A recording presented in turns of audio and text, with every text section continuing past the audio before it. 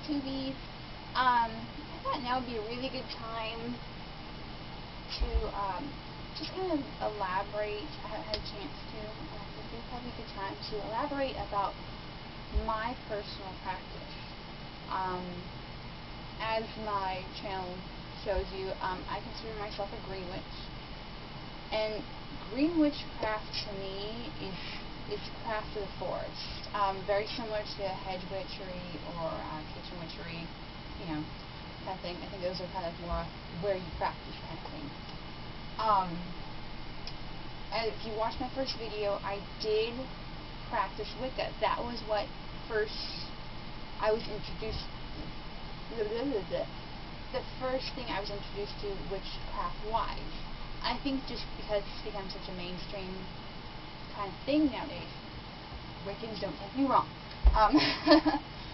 But it's become fairly mainstream now, and it's very easy to get your hands on anything Wicca related. Most books are written for Wiccans, and that's my problem right now too, is finding books on more of a traditional craft are kind of hard to find.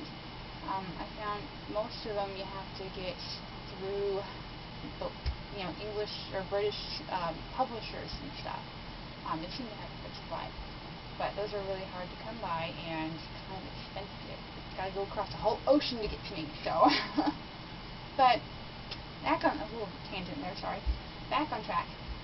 So I was first introduced to Wicca. I studied Wicca Guru.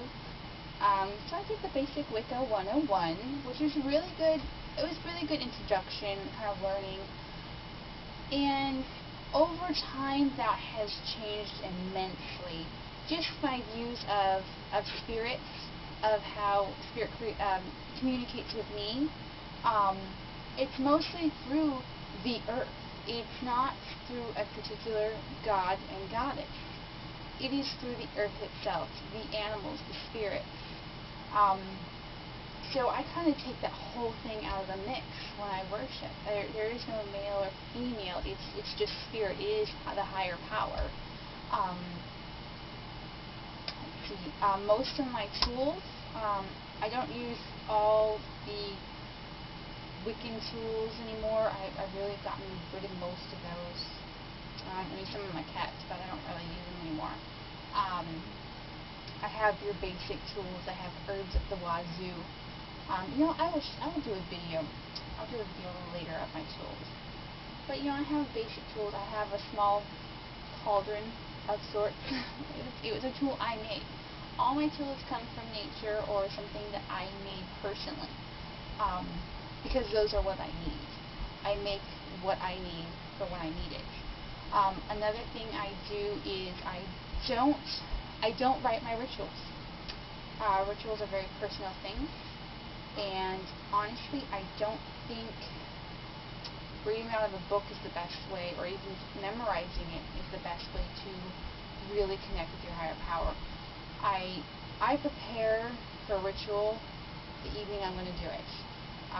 Like full moon. I prepare that day. I know if there's any kind of magical workings I need to do, or anything I specifically need to be in tune with at that time. I make my incense up at that point. I gather whatever tools I feel I will need. And everything is literally straight from the heart. Everything. And it can be as simple as just an offering, or as elaborate as, spell work and stuff like that. It just depends on what is needed. I think that goes back to, which do what they will. What you need is what you will it to be, and, I don't know how to get things out of my brain so it makes sense sometimes. That's why this whole YouTube thing's good for me. But, yeah, I just do what needs to be done at the time. I do work with a lot of herbs and plants, and I live in the woods. Most of my craft comes from that. Trees and the rocks and the animals. That's another thing too, is the one place I do not have a problem using animal products is in my ritual, is in my religious practice. I am personally a vegetarian. I don't promote the killing of animals for food or anything like that. I don't think it's necessary. I think it causes far more pollution than anything else. But that's just just my opinion. But when it comes to my craft, I do use things such as feathers and bones, horn, fur, stuff like that. Most of these things, though, mind you, I get at local, not thrift stores, I guess, second-hand stores, used stores, antique stores. We have a lot of those.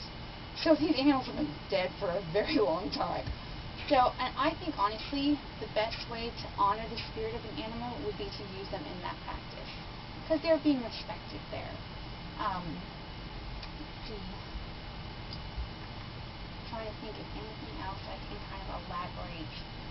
I'll show you my tools a little later, and I'll kind of elaborate how I work, what kind of things I do. Yeah.